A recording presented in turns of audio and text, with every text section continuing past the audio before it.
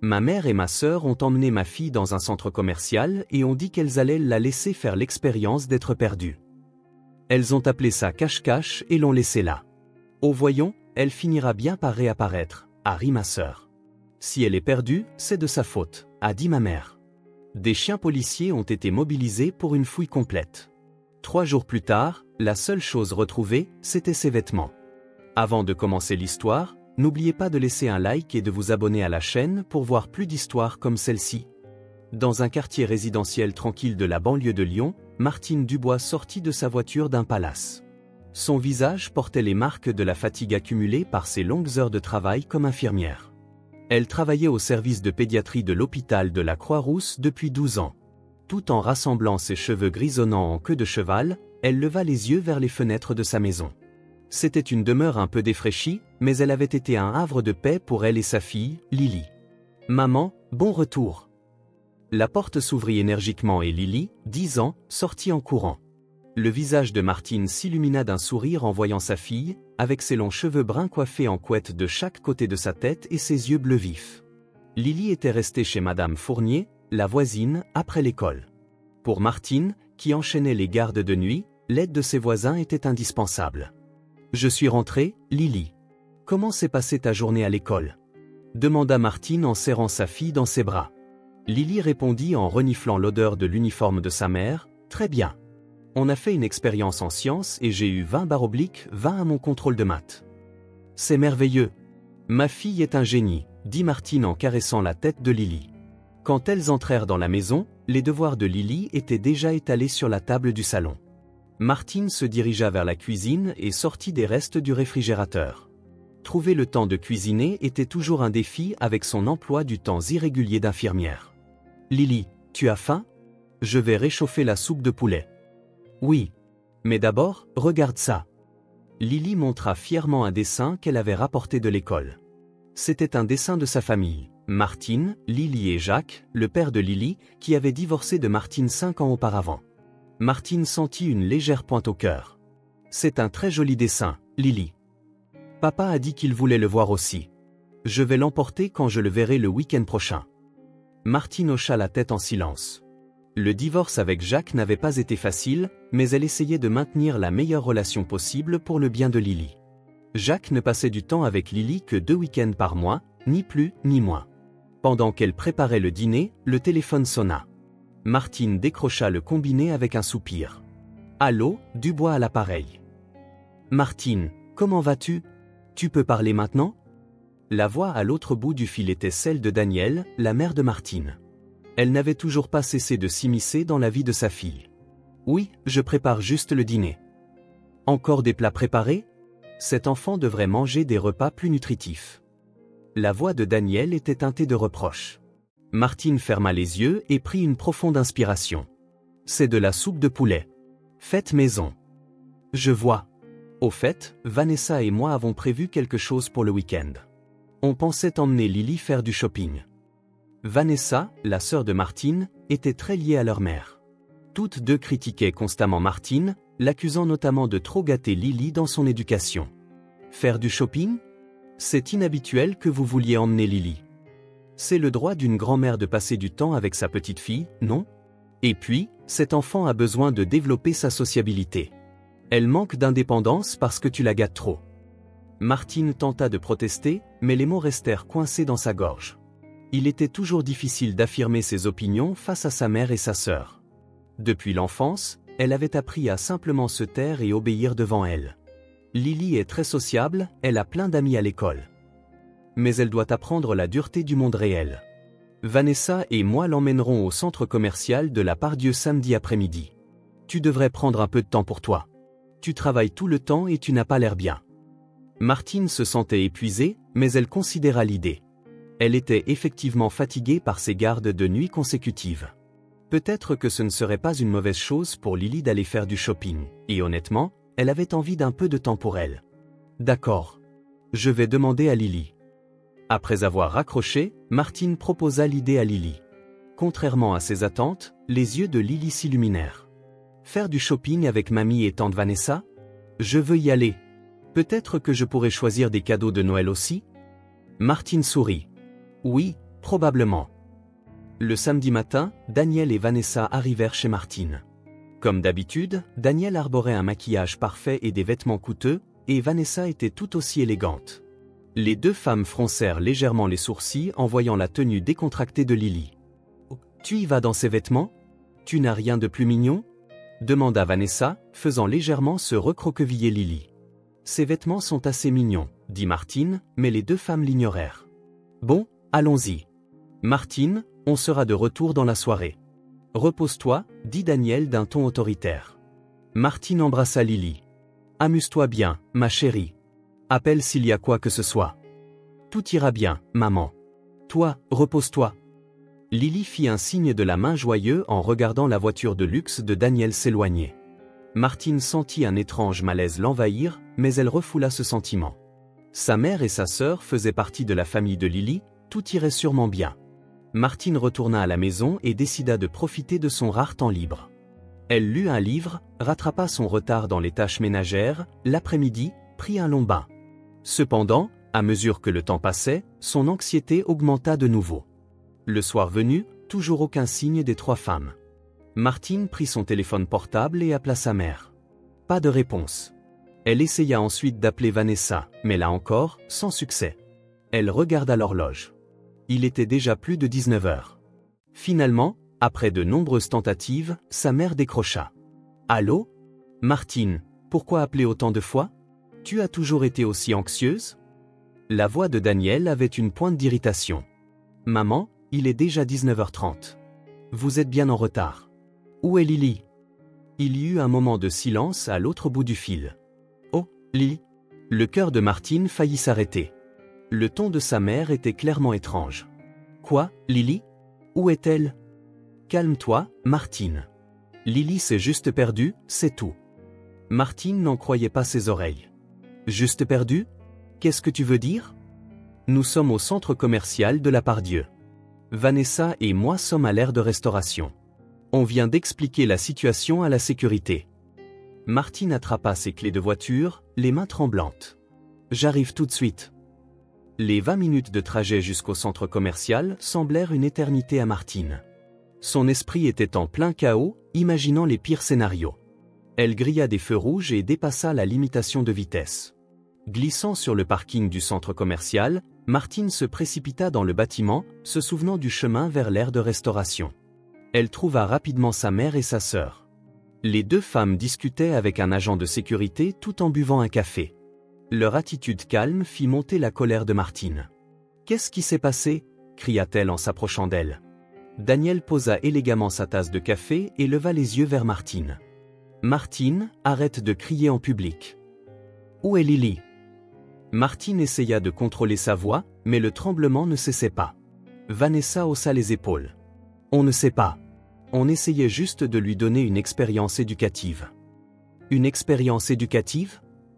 Daniel expliqua calmement, « Lily doit apprendre la dureté de la société. Les enfants élevés de manière surprotégée ne peuvent pas survivre dans le monde réel. » Quelle était cette expérience éducative? La voix de Martine était glaciale. Vanessa intervint, « Cache-cache. On a dit à Lily, attends ici, on viendra te chercher bientôt. » Et on l'a observée de loin. Mais il semble qu'elle soit partie quelque part. Martine suffoqua. « Vous avez laissé une enfant de 10 ans seule dans un immense centre commercial. C'est pour l'endurcir. Tu la gâtes toujours trop, » dit calmement Daniel.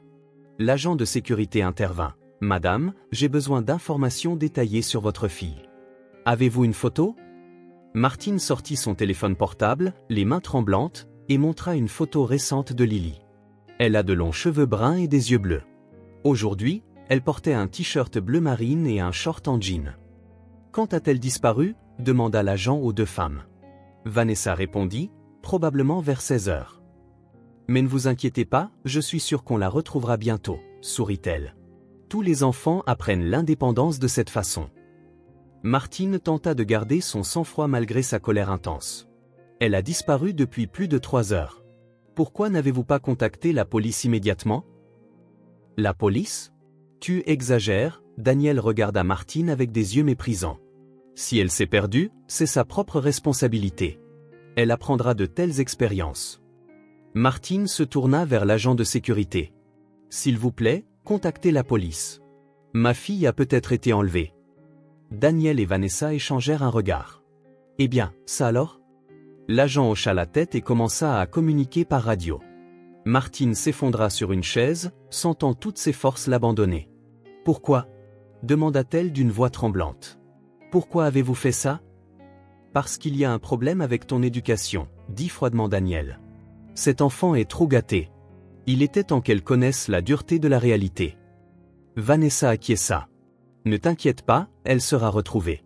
Ça fait partie de l'apprentissage. » Martine les fixa, incrédule. Elle ne comprenait pas comment sa mère et sa sœur pouvaient être aussi cruelles. Quand la police arriva, les recherches commencèrent sérieusement. En vérifiant les images des caméras de sécurité du centre commercial, une vérité horrifiante fut révélée. Il y avait des images claires de Daniel et Vanessa abandonnant Lily. Elle lui disait quelque chose et s'éloignait en riant. Lily les regardait partir avec une expression confuse, restant immobile pendant un moment. Le policier montra les images à Martine et expliqua « Votre fille est restée là un moment, mais après environ 15 minutes, elle a commencé à bouger. Elle a quitté l'aire de restauration et s'est dirigée vers le rayon des jouets. Nous vérifions les images de là-bas maintenant. » Martine ne pouvait retenir ses larmes en regardant les images. Le visage anxieux de Lily, son petit corps se perdant dans la foule, et les expressions cruelles de sa mère et de sa sœur qui l'observaient en riant. « Nous faisions juste ça dans le cadre de son éducation, » expliquait Daniel au policier. C'était nécessaire pour lui apprendre la dureté de la société. L'expression du policier se durcit. Placer délibérément un enfant dans une situation dangereuse pourrait être considéré comme de la négligence. Négligence ? C'est ridicule. Vanessa éleva la voix. Nous pensions à son bien. Martine voulait se boucher les oreilles. Elle ne voulait plus entendre leurs excuses. Dans son esprit, il n'y avait que le visage souriant de Lily. Cette nuit-là, la police étendit ses recherches à tout le centre commercial et aux zones environnantes. Le lendemain, même des chiens policiers furent mobilisés et une opération de recherche à grande échelle fut lancée. Daniel et Vanessa continuaient de dire que c'était la propre responsabilité de Lily si elle s'était perdue, et Martine se sentait de plus en plus désespérée. Le 3e jour des recherches, seuls les vêtements de Lily furent retrouvés dans un petit bois près du centre commercial. Un petit t-shirt bleu marine et un short en jean taché de terre. Les vêtements que Lily portait la dernière fois étaient posés sur la table au poste de police. Martine les fixa, tout son corps tremblant. Dans son esprit, le sourire de Lily et ses derniers mots, « Maman, repose-toi », revenaient sans cesse.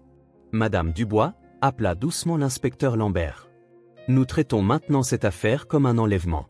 Nous avons trouvé des images de caméras de sécurité près du centre commercial montrant votre fille avec un homme suspect. » Martine leva les yeux, un sentiment mêlé d'espoir et de peur l'envahit. « Lily est vivante ? » D'après ce que nous pouvons juger des images, il ne semble pas que votre fille ait été emmenée de force. Cependant, cet homme est clairement un inconnu et il y a plusieurs points préoccupants. L'inspecteur Lambert sortit une tablette et lança la vidéo. Elle montrait Lily avec une expression fatiguée, les yeux clairement rouges d'avoir pleuré. Elle était assise sur un banc près de la sortie du centre commercial. Un homme d'âge mûr s'approcha et lui dit quelque chose.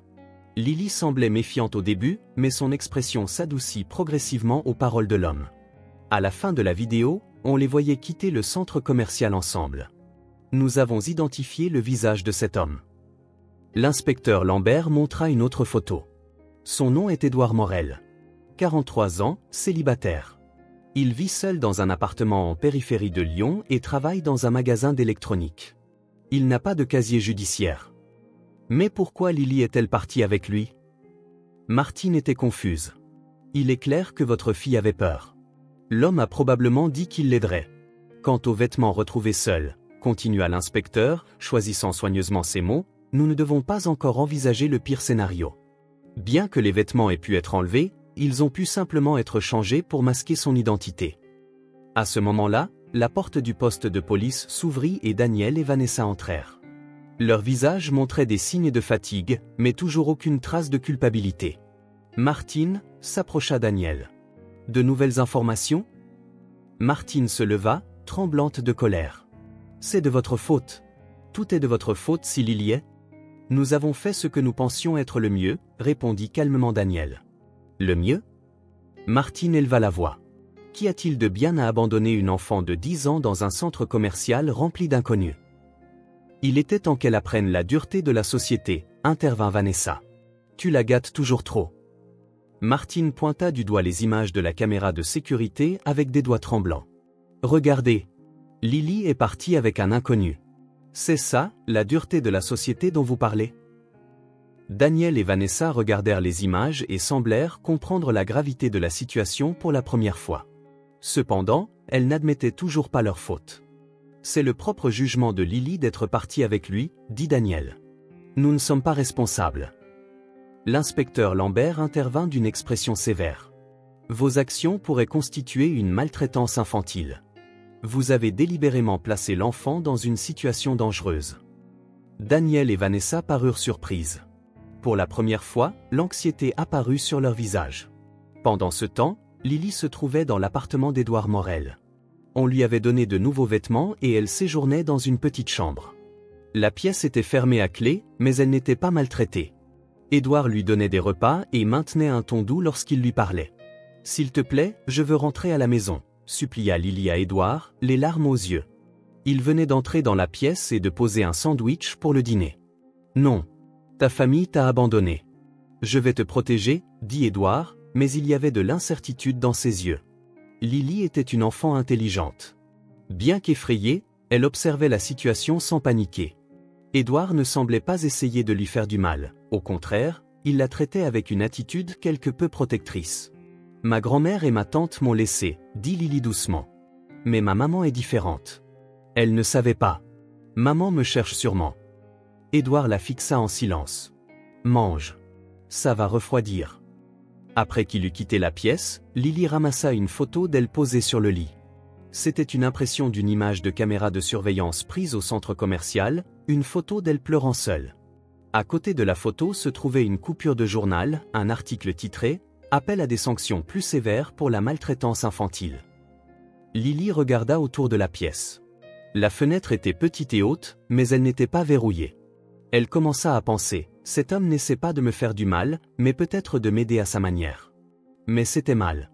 Maman devait s'inquiéter. La police devait la chercher. Elle rassembla son courage et décida de parler à nouveau à Édouard, pour le comprendre et le convaincre de la ramener chez elle. Pendant ce temps, au poste de police, de nouvelles informations étaient parvenues du lieu de travail d'Édouard. Il avait pris congé 2 semaines auparavant. Selon ses collègues, il parlait souvent d'avoir reçu une éducation stricte dans son enfance. Plus précisément, il semble avoir été maltraité par sa mère et sa tante sous prétexte d'apprendre la dureté de la société.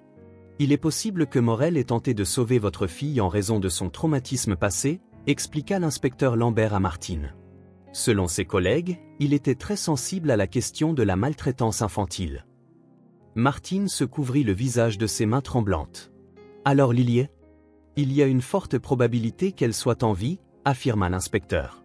L'équipe d'enquête a identifié l'appartement de Morel. Ils s'y rendent maintenant. » Martine pria de tout son cœur et de toute son âme pour que Lily soit en sécurité. Au matin du 5e jour des recherches, une fillette se tenait à l'entrée principale du centre commercial de la Pardieu. Elle portait une nouvelle robe bleu clair et ses cheveux étaient soigneusement attachés. L'expression de la fillette était un peu tendue, mais elle ne semblait pas terrifiée. Le premier agent de sécurité du matin la remarqua, juste 30 minutes avant l'ouverture du centre commercial. « Bonjour, jeune demoiselle. Que fais-tu ici toute seule ?» demanda gentiment l'agent de sécurité, Thomas. La fillette leva les yeux droits vers lui. « Je suis Lily Dubois. S'il vous plaît, appelez ma maman. » Les yeux de Thomas s'écarquillèrent. Il sortit immédiatement sa radio et passa un appel, contact d'urgence. Lily Dubois retrouvée. Entrée principale. En quelques minutes, des policiers et d'autres agents de sécurité se précipitèrent. Lily donna calmement son nom et les coordonnées de sa mère. La police contacta immédiatement Martine. Martine n'avait pratiquement pas dormi depuis 3 jours. Elle faisait des allers-retours entre le poste de police et la maison, terrifiée à l'idée de recevoir la nouvelle tragique.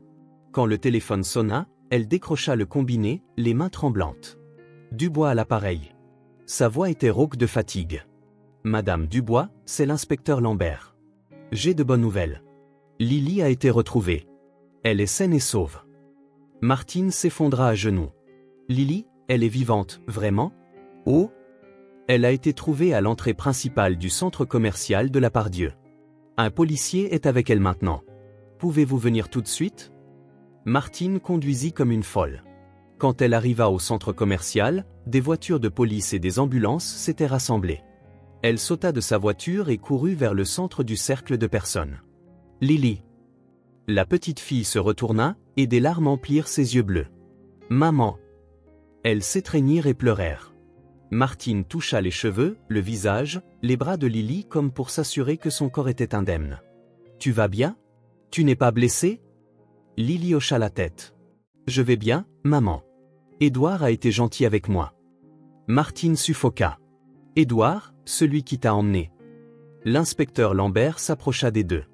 Lily, après que tu aies vu un médecin, pourrais-tu nous raconter ce qui s'est passé? À l'hôpital, l'examen ne révéla aucun signe de violence physique sur Lily. Au contraire, il fut confirmé qu'elle avait reçu des repas appropriés et avait été gardée dans un environnement propre.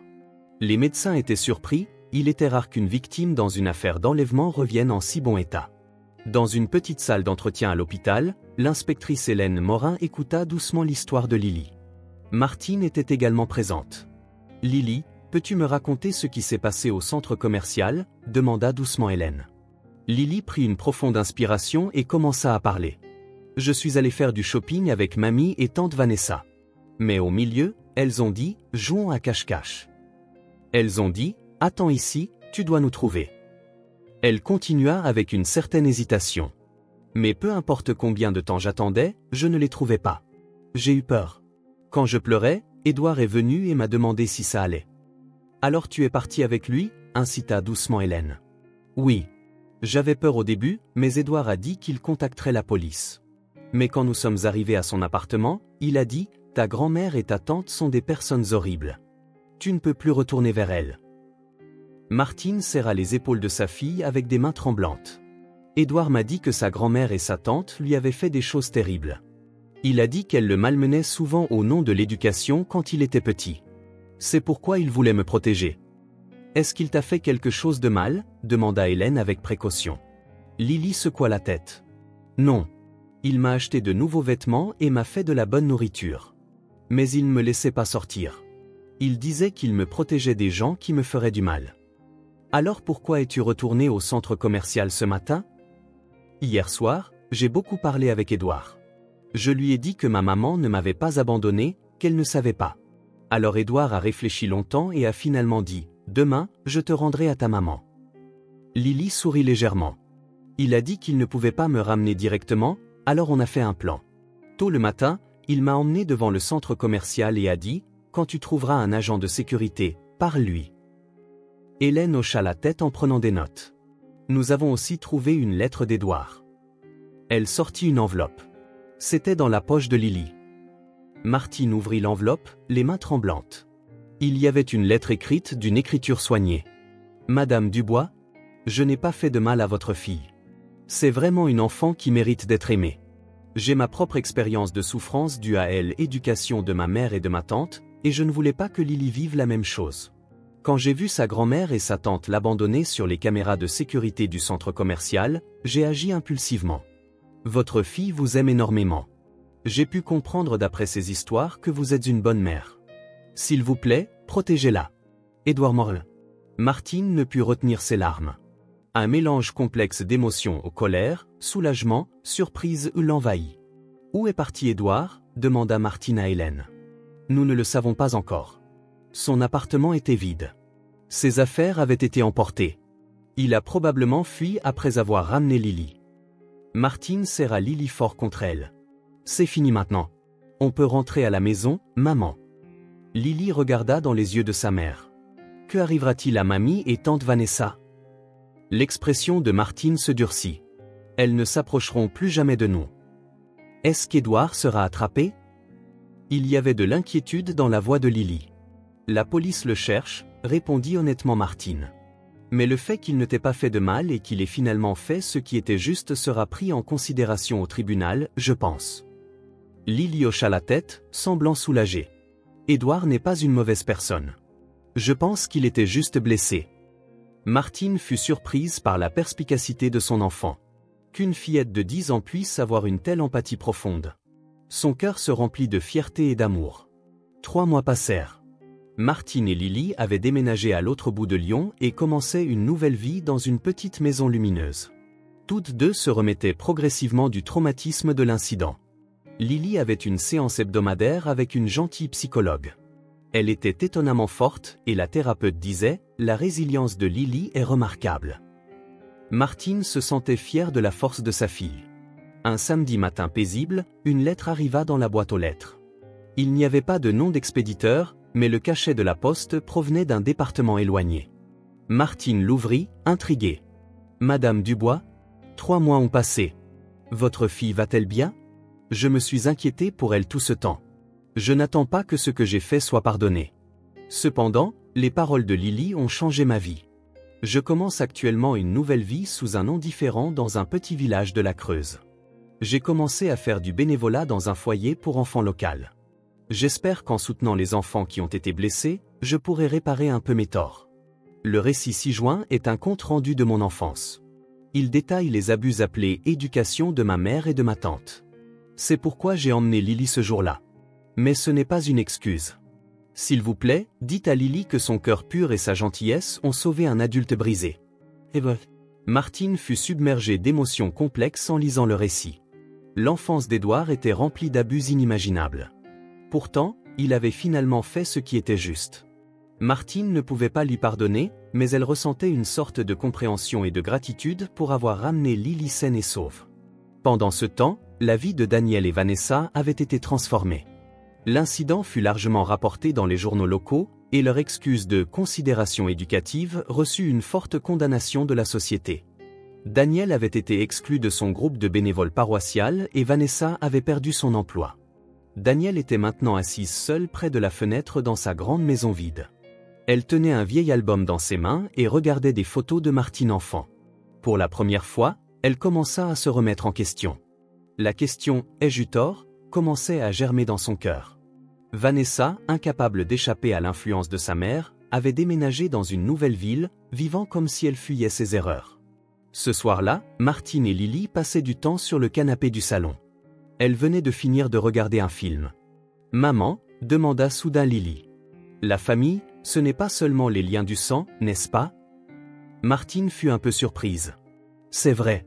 La famille, ce sont les gens qui s'aiment, se protègent et se soutiennent. » « Édouard m'a protégé à la fin, » dit Lily doucement. « Mamie et tante Vanessa sont de la famille, mais elles ne m'ont pas protégé. » « C'est vrai. » Martine était surprise par la perspicacité de sa fille. « Même si nous ne sommes que toutes les deux, nous sommes une vraie famille, n'est-ce pas ?»